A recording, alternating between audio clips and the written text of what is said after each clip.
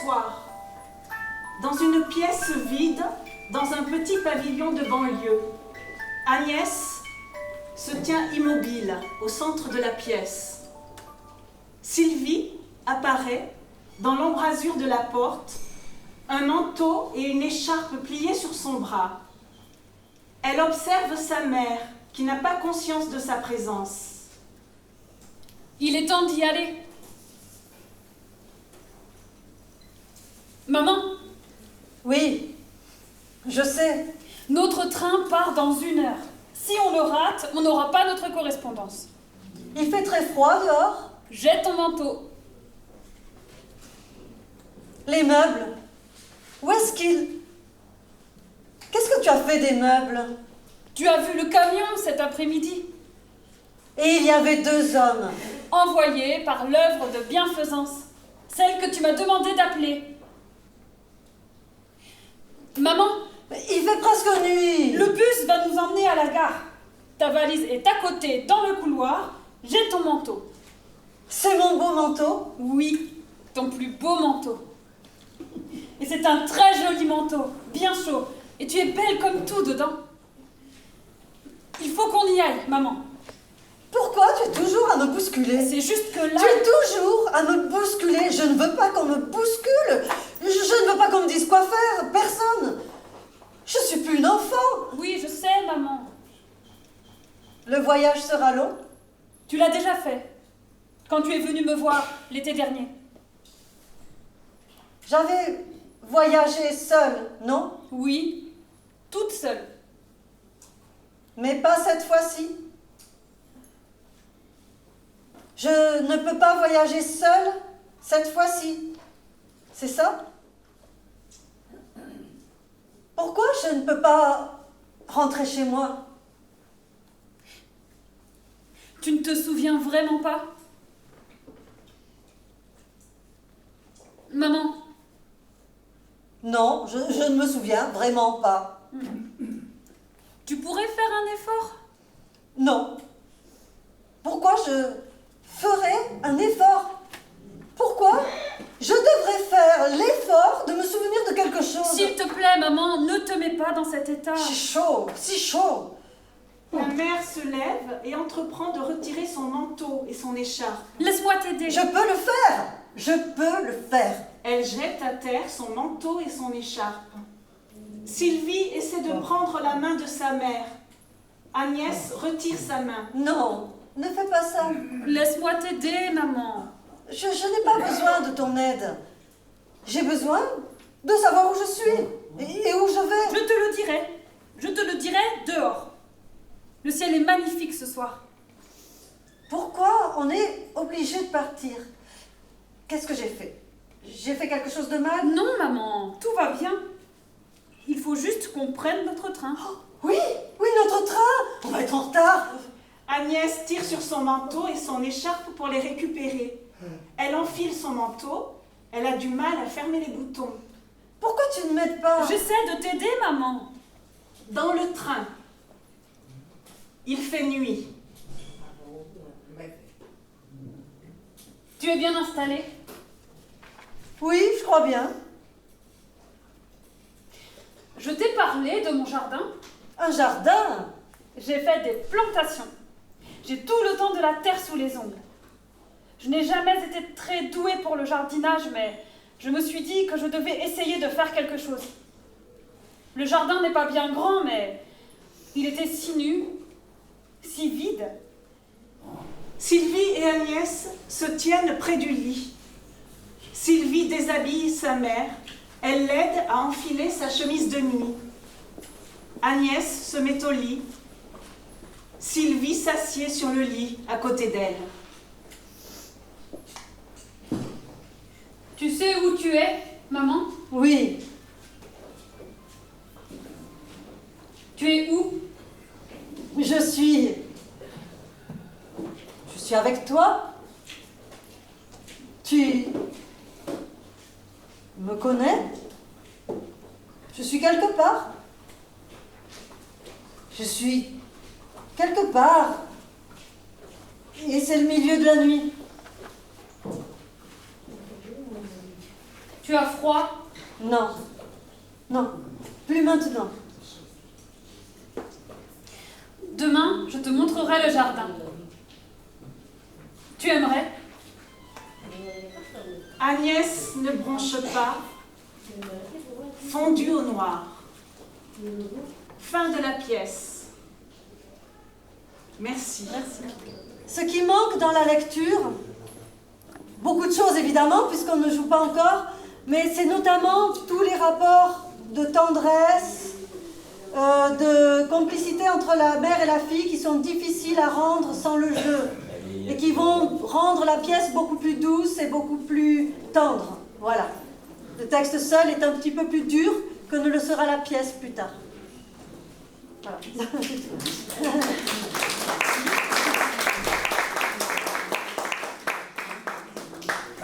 Le thème du jardin, vous avez entendu présent dans la pièce, le jardin de l'enfance, le jardin de la fille qu'elle essaie de recréer dans sa maison.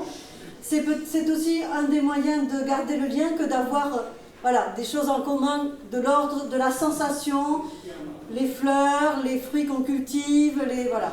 Nous allons, en tant que comédienne, essayer de vous proposer ça, de vous offrir quelques chansons et poèmes et textes littéraires que nous avons choisis avec amour. N'est-ce pas, Jessica? Beaucoup d'amour. On a travaillé beaucoup. C'est difficile. Hein? Difficile? Oui, à faire. Ah, À jouer. C'est tout, vous avez fait. merci, on essaiera de faire encore mieux après. La maman qui devient un peu âgée et qui a des difficultés avec sa fille qui est plus apte. Voilà. Et qui prend beaucoup de patience pour la supporter. Tout à fait. C'est mon avis, hein? Oui, c'est vrai. C'est mon avis. J'ai une maman un peu grincheuse. Un peu malade, malheureusement, oui. Les mémoires, je les ai écrites manuellement, un peu n'importe comment.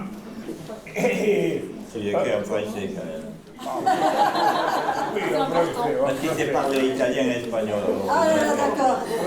Oui, mais bon, j'écris l'italien et l'espagnol, mais moins facilement que le français quand même. J'ai écrit mes mémoires à 86 ans.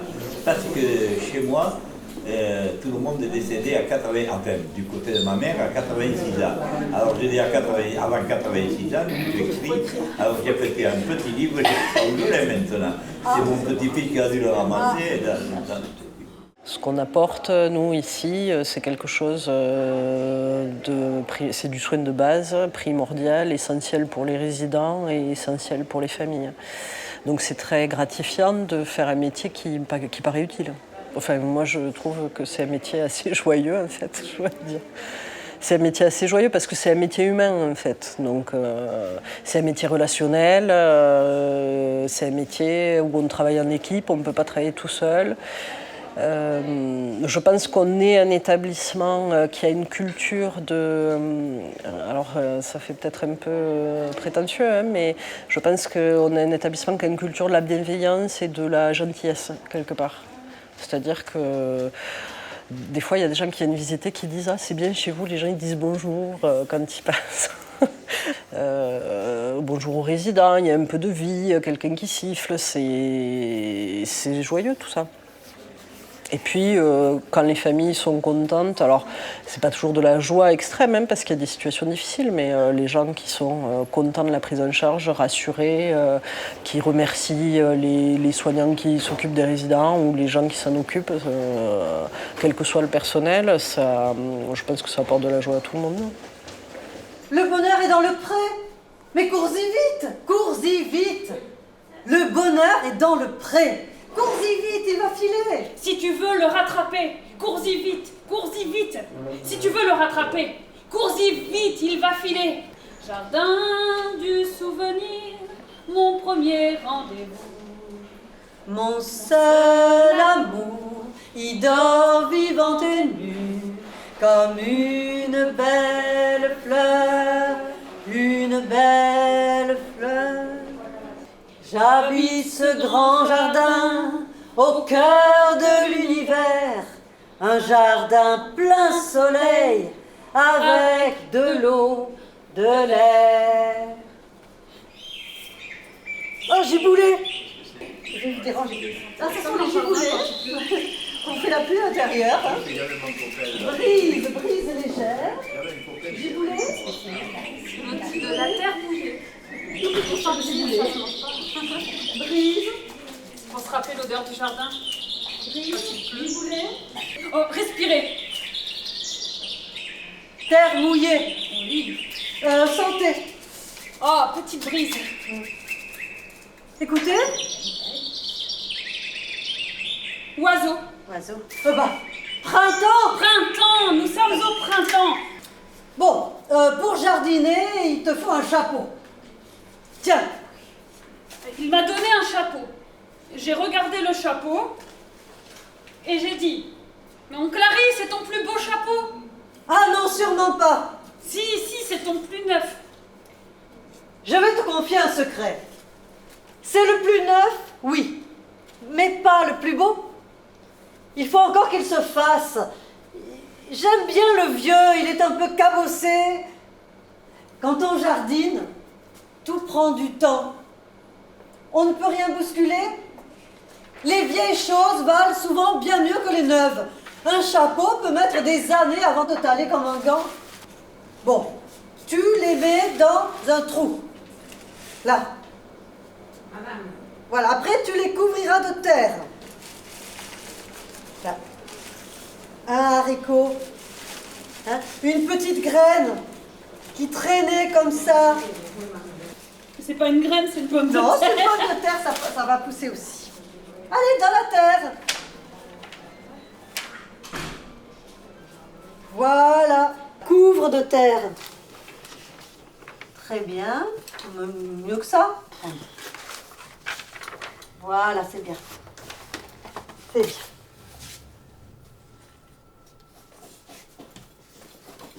Oh, ça pousse? Non, on ne fait pas encore. Attends, c'est pas possible de savoir. Voilà, maintenant une goutte d'eau. Oh, je mets à côté. Ça pousse là? Mais attends un peu, oh! On crée les relais entre les familles, les résidents, leur acclimatation ici, leur prise de repère et aussi que les familles se sentent bien écoutées, épaulées. La personne est en résidence ici, forcément elle n'a pas l'habitude, ce n'est pas sa maison, mais nous on fait en sorte que tout soit comme si elle était un maximum chez elle. Être une épaule, un soutien, une écoute. Souvent les familles, elles disent pas tout de suite mettons ma maman, vraiment elle est perdue, elle me reconnaît plus, c'est la galère à la maison. Ils sont un peu en retenue avec ça. Donc nous, souvent, on découvre et on s'adapte in situ à la personne. Et après, c'est les familles qui, petit à petit, se sentent un peu mieux parce qu'elles voient qu'on leur trouve des solutions, parce qu'elles ne s'en sortaient plus. On crée tous ensemble, c'est-à-dire pas que la psychologue, c'est toute l'équipe avec les aides-soignantes, etc., que quand on fait une belle animation, et au final, le plus facile, souvent, c'est de les faire s'évader et de les faire sourire. Parce que c'est finalement pas si compliqué de les faire s'évader et de les faire sourire. Voilà, donc quand on organise, ou même voilà, des trucs de théâtre, des pièces, des moments, des chants, on va dire que c'est finalement le plus facile. Il leur en faut très peu pour être heureux. Oui. Il y a autre chose à faire. Ben non! Une goutte d'eau, un brin de soleil, une petite pluie, un peu de chaleur. C'est tout ce qu'il lui faut. C'est tout ce qu'il faut à la plupart des choses, non? Eh ben, il en faut peu pour être heureux, vraiment très peu pour être heureux. Il faut se satisfaire du nécessaire. Un peu d'eau fraîche et de verdure que nous prodigue la nature. Quelques rayons de miel et de soleil. Entendu? Ah oui, j'ai descendu dans mon jardin. On a chanté ça? Descendu d'un jardin pour y cueillir des romarins. Gentil coquelicot, mesdames, gentil coquelicot, monsieur. Gentil coquelicot, mesdames, gentil coquelicot, monsieur. Et puis de temps en temps, un air de vieille romance. ça me donnait la cadence. Pour flirter, dans les prés, dans les champs, du côté de nos champs. À ce jeu chardin, la taille souvent prend de l'avantage. Ce n'est pas méchant, ça finit toujours par un mariage. La mère sévère dit à sa fille, non je ne me rappelle plus. Comment triste honte as-tu fait ton compte pour... Voilà, un truc comme ça quoi. C'est le moment crépusculaire. Quelqu'un a un stylo? Jamie, assis sur un portail, ce reste de jour dont s'éclaire ma dernière heure de travail. Dans les terres de nuit mouillées, je contemple ému les haillons d'un vieillard qui jette à poignée la moisson future au sillon. Sa haute silhouette brune domine sur le fond l'amour. On sent à quel point il doit croire à la fuite utile des jours. L'oiseau n'est plus, la mer est morte. Le vieux cep jaunit, bruni jaunissant. L'herbe d'hiver croît sur la porte, et moi, je pleure en y pensant. C'est la java bleue.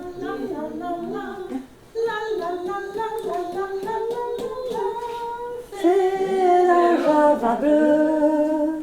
La java la plus belle, celle qui ensorcelle et que l'on danse les bras dans les yeux, au rythme joyeux.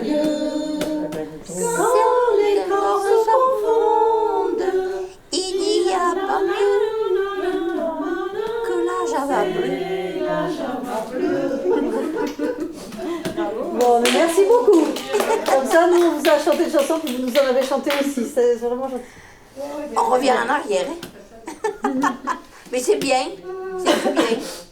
On a eu beaucoup de partenariats avec des enfants, quels qu'ils soient. Là, cette année, c'est plutôt les écoles. À une époque, c'était plutôt les assistantes maternelles. Ça change un peu.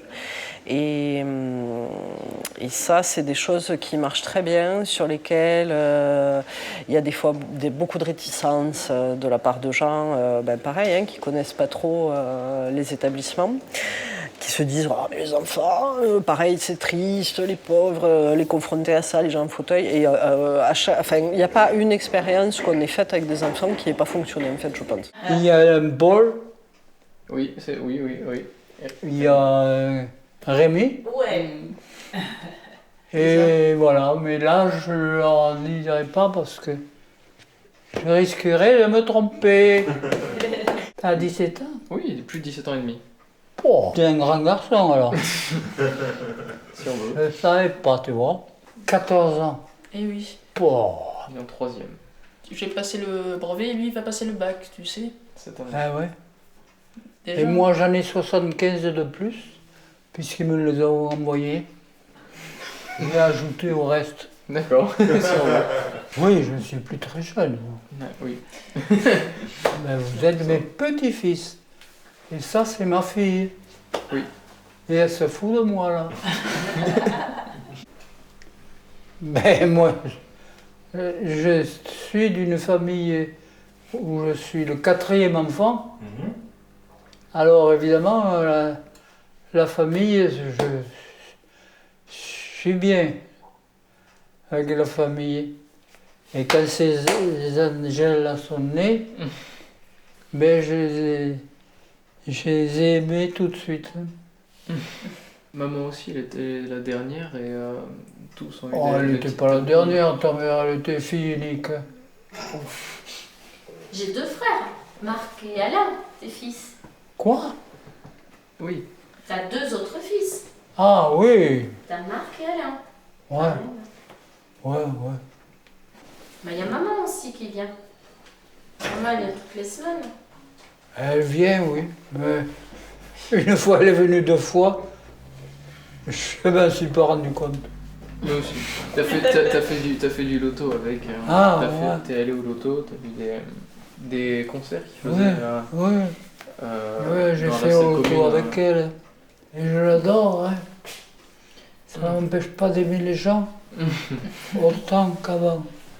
Là, c'est toi, tu te reconnais? Non. Celui-là, là, qui c'est? Non, attends, t'as bougé. Là, c'est moi, quand j'étais petit. Là, c'est Paul. Ah bon? Et là, c'est toi. Et moi, c'est moi. Parce que j'ai changé. Ouais. Je suis vieux maintenant. Mais non, mais non. Comment, mais non? Ta main, si, n'empêche. Oui, si, je suis parmi les vieux. Et je suis vieux. Mais moins que les autres parce qu'ils sont complètement cinglés. Là, tu vois, c'est Paul qui faisait du poney. Et là, c'est toi qui tiens le poney. J'avais 3 ans? Ah, j'avais 3 ans. Ouais, c'était en 2003. Pour mon anniversaire de... Et c'est moi qui faisais du poney. Non, non. Tu me tenais tu tenais la bride du poney. De mon poney. Ah, ouais. Tu sais comment? Oui, c'est plus logique, oui. Ouais. Ouais. C'est beaucoup plus logique. En tant que je t'avais pas vu, toi. Là, c'était plus récent déjà. Ah bon? Là, tu vois, t'es là, toi. Ouais, c'était une autre photo au même endroit à la maison, ouais. Tu vois, là, c'est Paul qui se secoue partout, essaye de me taper, et moi, je suis là dans tes bras. Ouh, c'est vieux, ça. J'avais 1 mois, là. Quand je suis née, il était extrêmement jaloux. Du coup, il essayait de me taper avec son doudou quand il me portait. Qui c'est qui était jaloux? C'est Paul, il était très jaloux de moi. Ah bon? Et oui, on s'occupait que de moi. Du coup, on s'occupait plus de lui. Ah. Moi. Pendant 3 ans. On s'occupait du plus jeune. Comme d'habitude. Oui. Voilà. Non, bon. Non. Il exagère quand même. Oui. Il va pas Ah trop bon, connaître. c'est ma bouille qui est là. Et oui. Ah bon? Enfin, moi, j'avais une petite bouille encore, là. Oui. Maman, Allez, range-moi ça, s'il te plaît, parce que plus ça va, plus je suis vieux. Ben moi, comme j'y vais déjà plus souvent que toi, j'aime bien le promener dans le parc. Moi, comme je me rappelle plus trop de mon enfance, parce que les souvenirs, plus trop, mais sinon j'aime bien le promener dans j'en ai le parc. pris des photos. Et qui c'est le monsieur là? Ah, tu le connais quand même. C'est papa? Oui. C'est René. Ouais, mais là je le reconnais. Oui, je l'ai reconnu dès que j'ai dit qui est le monsieur qui est à côté. Ils sont là, je suis très content. Et ça, là, leur mère. Mais au pas à t'occuper toute la journée. Tu m'as dit tout à l'heure qu'on t'occupait toute la journée. Oui, t'as fait du sport tout à l'heure. Tu faisais du sport. J'ai fait du sport, moi. Oui, tu sais, tu montais sur des poutres. T'as franchi des cerceaux aussi. Moi, je fais de tout. Vous aimez chanter? Chanter? Oui. Oh non. Non. Oh voilà. Je chante faux. Non, il vaut mieux que je chante pas. Non, non. C'était un petit jardin qui sentait bon le métropolitain, qui sentait bon le bassin parisien. C'était un petit jardin avec un rouge-gorge dans son sapin, avec un homme qui faisait son jardin au fond d'une cour à la chaussée d'Antin. Ben, il y avait des haricots verts, il y avait des carottes, de la salade. Il y avait pas mal de trucs. Hein. C'était mon papa qui s'en occupait. Nous, on s'en occupait pas. Hein. Oh non. Si, quand il y avait des fois on avait des cerisiers, alors là, on s'amusait à cueillir un peu les cerises ou même ramasser des fraises. Fallait faire attention quand même, pas trop abîmer. C'est des bons souvenirs, ça? Pardon? C'est des bons souvenirs? Oh oui, oh oui. Inoubliable. Ouais. Un petit jardin qui avait des fleurs et puis un petit jardin avec des légumes. Voilà. Mais c'était pas grand. Hein. Et des taupes? Est-ce que vous aviez des taupes dans votre jardin? De quoi dire? Des taupes? Des taupes? C'est la UPE? Non. Vous n'avez pas de taupes? Non. Ah, vous n'avez pas de taupinière? Non, j'en ai pas vu. Non. Mais on les voit pas. Dans le jardin, en principe, Non, mais en principe, ça fait une petite motte. Ça fait. Et vous savez que les taupes, elles poussent là, mais non. Ah bon, elles poussent à la même heure? À la même heure. Il est midi, oh, à la taupe. Mon père disait, oh là, il est midi, la taupe. Qui c'est qui va à la taupe? Alors j'étais là, on attendait, et quand la taupe poussait, hop, elle avait la taupe. Tous les jours à midi? À midi ou à différentes heures. Mais toujours à la même heure. Et vous en avez eu combien comme ça, des taupes? Oh, ben, on ne les compte pas. Elles sont dans la terre. Elles voyagent dans la terre.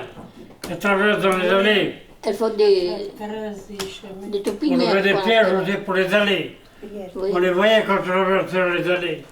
Ça gonflait un peu. Allez, je mettais un piège. On avait des taupes. Bon. Oh, chez moi, il y avait des taupes. Hein.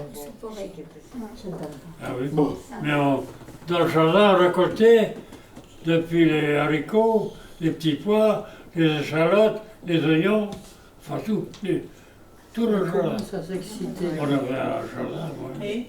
C'était un jardin extraordinaire. Ah oui, Voilà. on avait tout à récolter. Le persil, bien sûr. Ah oui, le jardin.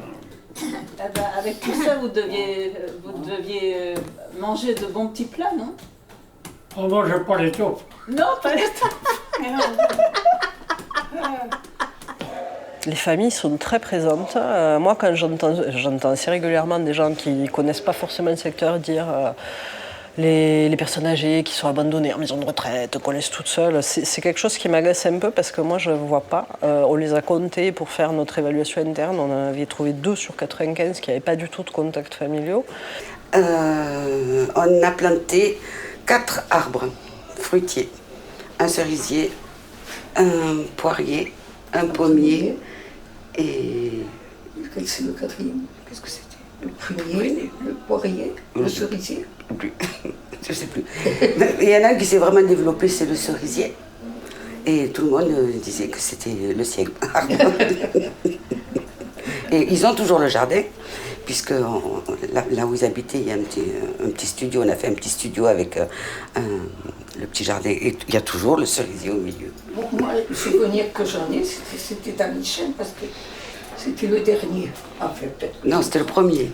C'était Christian, normalement. Oui, mais Michel, c'est le dernier des enfants. Et il est au fond, lui. Enfin, ils disent tous que c'est à eux. Voilà, c'était notre arbre. Je devais avoir une vingtaine d'années à peu près. Et j'ai eu une déception sentimentale, où j'étais vraiment en dessous de tout. Et je m'enfonçais. Mes parents essayaient de me relever, et j'arrivais pas. Puis un jour, ma mère est venue dans la chambre, elle m'a dit « Bon, maintenant, ça suffit, tu prends ta valise, on s'en va, et on part toutes les deux à Avignon. » Donc on est partis toutes les deux. Elle a tout laissé, les gosses, le commerce, tout pour moi. Mon père, il a dit oui. Et on est partis 2 jours à Avignon, on a vu des spectacles, on a dormi à l'hôtel, ça m'a changé les idées, ça m'a sorti de ma déprime. Après, ça a été fini. Je trouvais que c'était un geste vraiment important de sa part, parce que... Ça t'a marqué, ça? Ça m'a beaucoup marqué, oui. Toi, tu l'as peut-être fait instinctivement. Et quand je t'ai annoncé que j'attendais Alexandre. Oui. Tu t'en souviens? Ah oui. On n'a pas que des bons moments, hein? Mais si, justement, c'était un bon moment, parce que... Bon, allez, enfin, il y a 33 ans de ça. Je n'étais pas mariée. Bon, on était libres, c'était très très cool là-dessus. Et quand je lui ai dit que j'attendais mon fils sans être marié, je pensais à une réaction quand même. « Oh non, super content, ils étaient tous !» Et après on s'est mariés quand même, pour l'anecdote. Voilà. Et elle a eu 2 enfants. Ouais. J'ai 5 ou 4. 5 petits. Et Grégoire, qu'est-ce que c'est? C'est un petit-fils. Et non, pas un petit-fils. Un arrière-petit-fils. Ah oui. Ça mélange un peu. Quand on allait faire les magasins. Alors moi j'étais très contente de partir avec maman parce que je voulais payer, mais elle me disait que non. Donc ça m'allait très bien. Et plusieurs fois ça a été ça. Toujours très très généreuse. Elle m'a beaucoup appris la cuisine algérienne. On a fait ensemble des macroutes, des cornes de gazelle, des alabiens.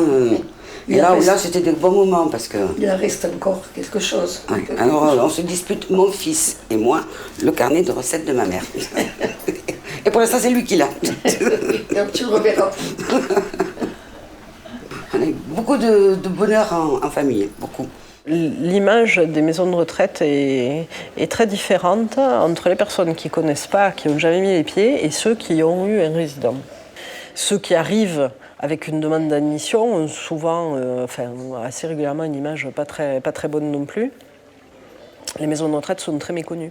On ne sait pas ce qui s'y passe. La seule vision qu'on en a, c'est ce qu'on voit à la télé quand on dit on maltraite les personnes âgées, on ne les lave pas, on ne les nourrit pas. Donc on se recroqueville parce qu'on se dit on va se faire... les médias n'aiment pas les maisons de retraite. Et c'est vrai que les établissements n'ont pas une tradition de communication pour montrer ce qu'ils font de bien. Et du coup, il y a beaucoup de méconnaissance qui fait que... Les partenariats fonctionnent très bien quand ils sont en place, mais c'est pas toujours spontané avec tout le monde. Non. Des fois, il y a des gens qui n'ont jamais mis un pied en maison de retraite, qui viennent avec une chorale ou quelque chose comme ça, et qui sont assez souvent, hein, c'est comme les stagiaires, c'est un peu récurrent dans notre monde. Hein. Les gens ils viennent en disant j'ai pas trop envie d'y aller, et quand ils repartent, ils disent mais c'est ça une maison de retraite, mais je savais pas moi que c'était comme ça. Finalement, c'est très bien. Ça nous arrive très régulièrement. Donc après, moi j'aimerais bien que ça permette, ce genre d'intervention, ça permette de faire venir des spectateurs extérieurs qui viendraient voir une pièce dans les salles de la maison de retraite. Mais voilà, il faut avoir du temps pour que ça se fasse dans l'allégresse, disons.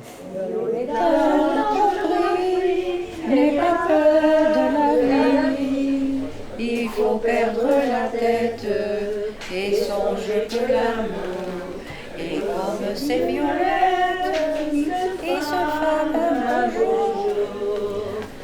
L'amour est un bouquet de violettes. L'amour est plus doux que ces fleurettes. Quand le bonheur en passant nous fait signe et s'arrête, il faut lui prendre la main sans attendre à demain. L'amour est un bouquet de violettes. Ce soir, cueillons ces fleurettes, car au fond de mon âme, il y a une femme. C'est toi qui seras